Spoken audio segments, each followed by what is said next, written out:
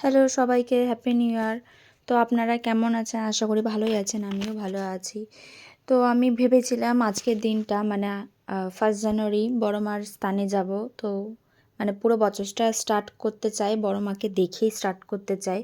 তো রওনা দেওয়া হলো বড় মার দিকে। তো যেতে যেতে মানে এতটাই যে ভিড় হবে বুঝতে পারিনি, যে প্রথম যাচ্ছি প্রথমেই ভিড়। যাই হোক, যেতে যেতে একটা ছাগলকেও দেখতে পেলাম, ও বোধহয় বড় মাকে দেখতেই যাবে, ওরও তো ইচ্ছা হয় তাই না? তো যাই হোক, বড় মা যার যা ধর্ম, যার যার বড় মা সবার। তো ওই করতে করতে গেলাম।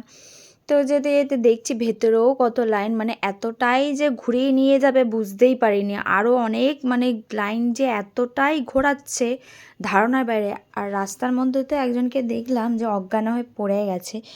মানে কি বলবো, আর কিছু বলার নেই। একটা জায়গায় 4-5 করে লাইন করছে, এতটাই পরিমাণে ভিড়। মানে জানি না ওনারা এত কেন ঘোরাচ্ছে।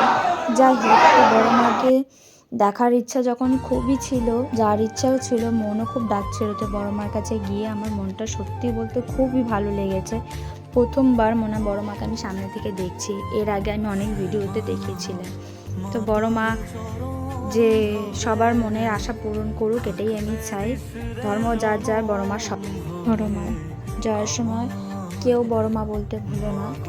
সবাইকে জানাই সুস্থ থাকো, ভালো থাকো। জয় বড় মা।